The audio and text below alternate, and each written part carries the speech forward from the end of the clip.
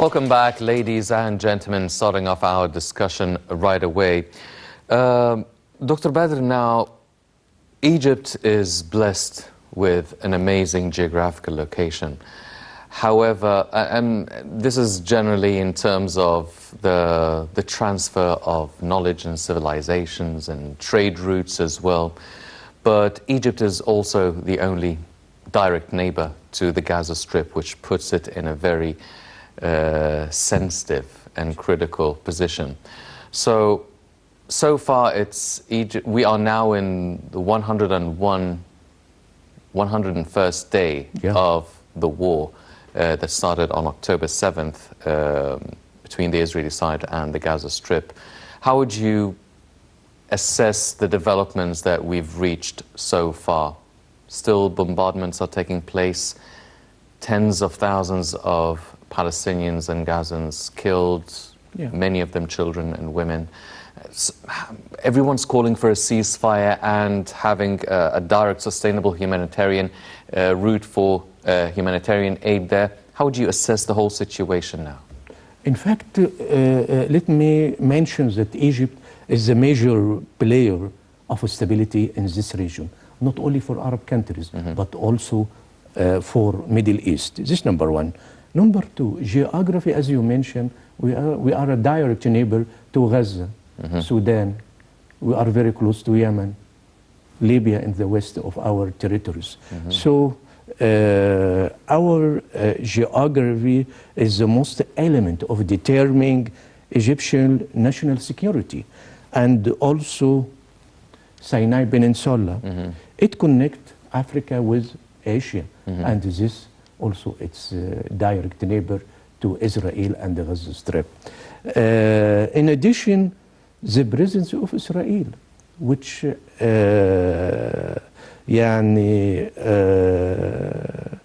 give many dimensions to our national security. Internally, in fact, we concrete many steps toward ensuring social, political, and economic stability. Without economic and social stability, we cannot defend our territories, north, south, west, or east. So, related to Gaza Strip, Egypt is able to restore its role internationally and regionally. Also, we have a new diplomacy. We call it presidential diplomacy, led by His Excellency President Abdel Fattah al-Sisi. This with partnership with the state institution and the Ministry of Foreign Affairs to formulate foreign policy which to stabilize between what we aims, our interest, and the conflicts around you. We have what we used to call soft power. This soft power is one of the most important assets of our foreign policy, such as Al-Azhar, especially in Africa and the southeast of Asia, and also church.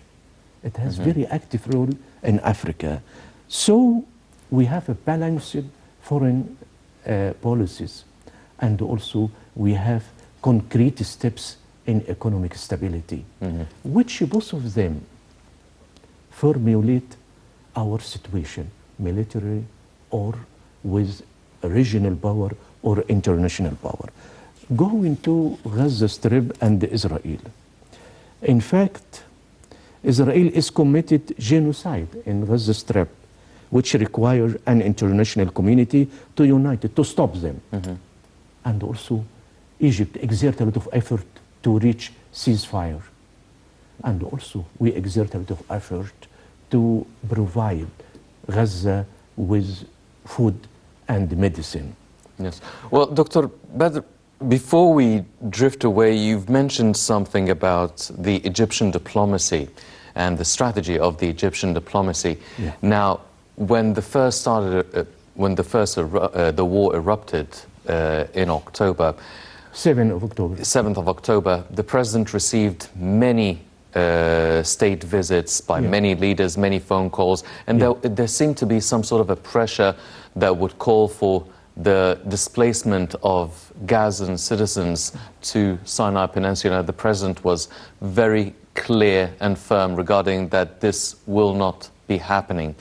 Now we've seen the President recently meeting up with the U.S. Foreign Secretary of State, Secretary rather of State Antony Blinken, a phone call with British Prime Minister Rishi Sunak, meeting Secretary General of the Arab League Ahmad Abul-Gheid, and many others. And now everyone started to change their tone a little bit. They all were against the displacement of Palestinians now, and people are calling for, and these leaders are calling for some sort of a restraint by the Israeli side. So do you feel that the Egyptian diplomacy manifested in President Assisi and Foreign Minister Shukri reiterating that firm stance regarding against the displacement of Palestinians, we were able to withstand this sort of preliminary pressure at the start of the war, and now we are getting more states into our sides, our point of view regarding the Palestinian cause?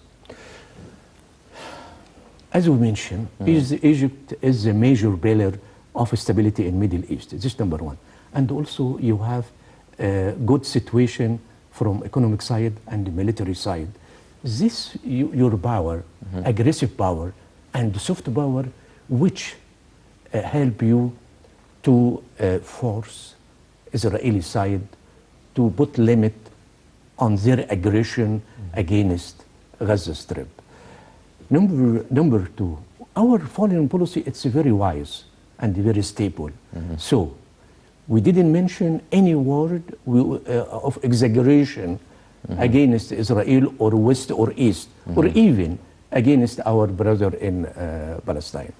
Number three, we have a very wise foreign policy, and your neighbor and internationally, they understand your policy and they trust it. Number three, our aim to reach stability and peace in our region. We don't want any aggression or conflict with our neighbor. Also, we would like to develop our country.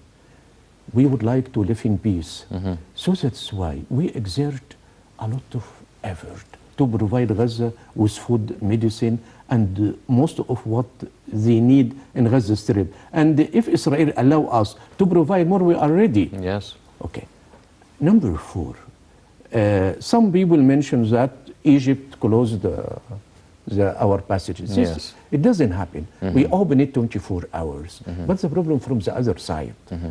And in international court in Hague, defense lawyer of Israel mentions that we close this passage. No, it's not right at all. It's something, it's lies from Israeli side. And they use this policy of their treating with their neighbor or even with the states.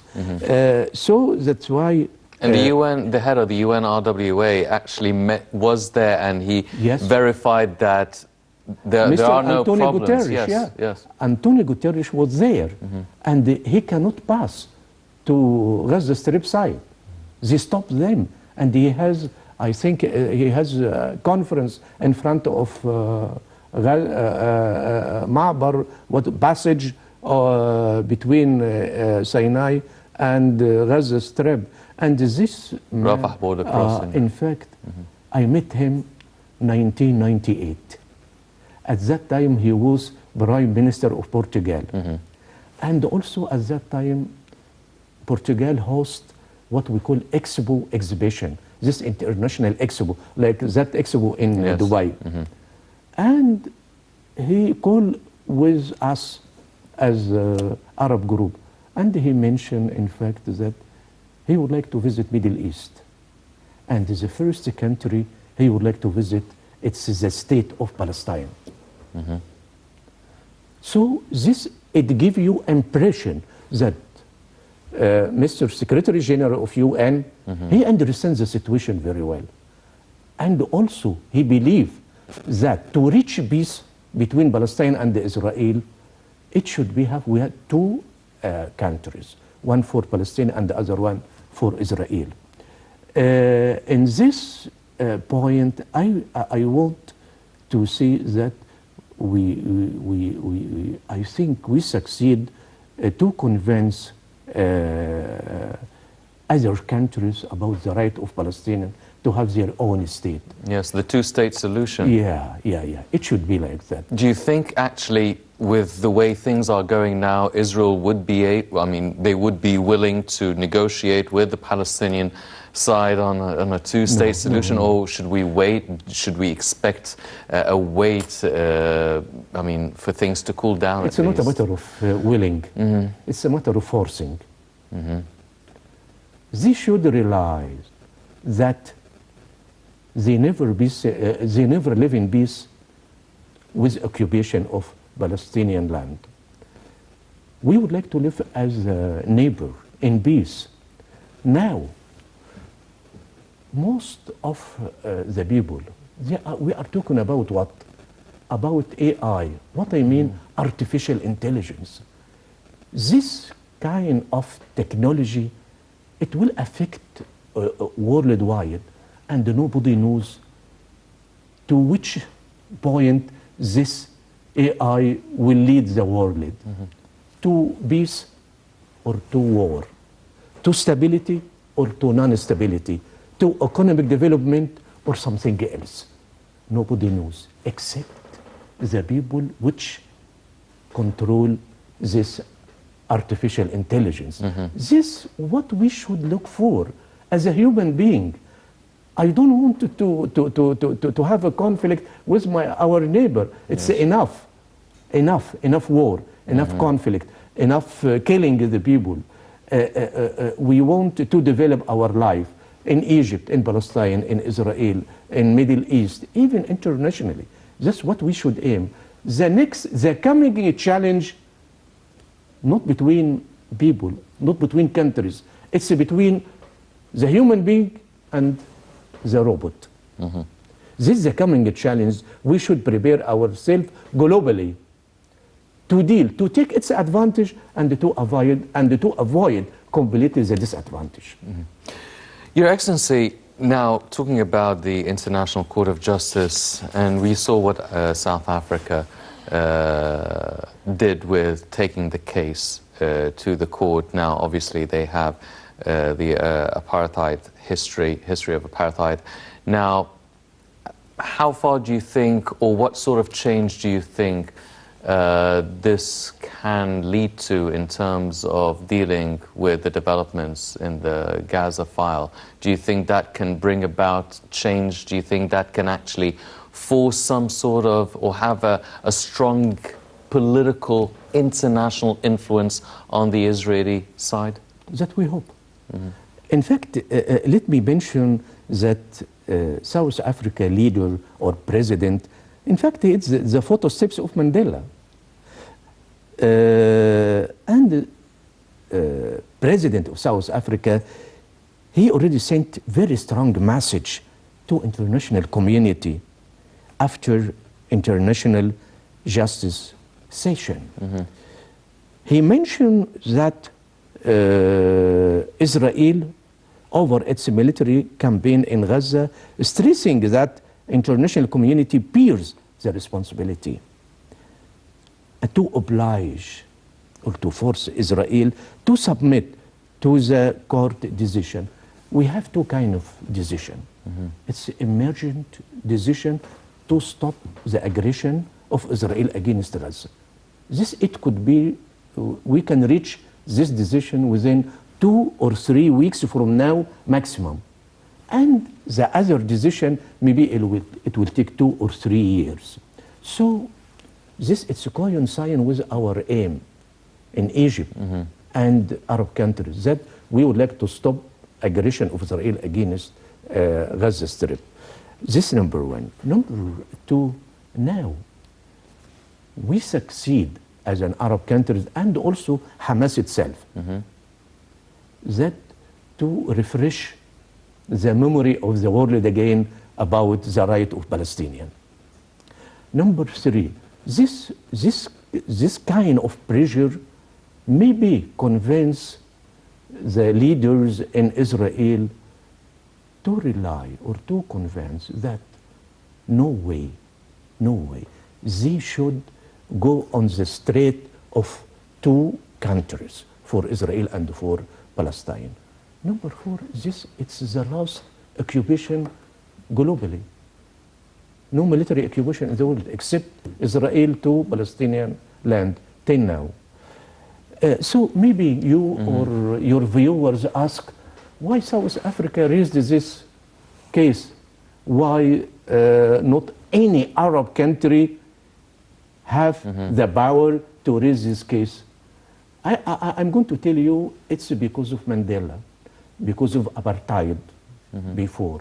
And also this case raised by South Africa, maybe it's will convince other countries about the right of Palestinians. Maybe if Egypt or any other Arab country, if they raised this case in international court, maybe they mentioned because we are neighbor, we are brothers. No, third party whom raised this case, and in fact, they have a good team of lawyers. Your Excellency, how effective, I mean, let's assume or let's imagine a scenario where the International Court of Justice would actually have a verdict or a decision that would call for Israel to stop its aggression. How effective is such a decision compared to decisions by the UN or the UN resolutions or calls by state leaders to actually halt the Israeli aggression? How effective is it to have such a verdict by this court? Let me hope with you that it will be a decision to stop aggression of Israel against the Gaza Strip. So, after that, the court will send that decision to security or court or security council. But what we don't, or what we afraid that United States of America to have veto. So, would you think that states again will use veto? I don't know. Number two,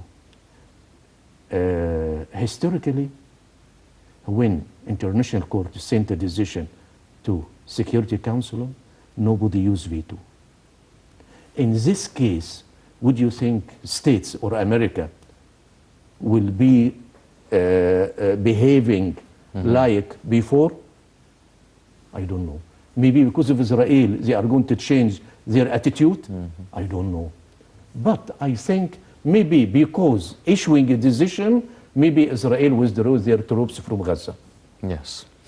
Well, ladies and gentlemen, the Israeli aggression is in its 101st day since October 7th, and there are deliberate delays of humanitarian aids getting into the Gaza Strip through the Rafah border crossing from the Palestinian side.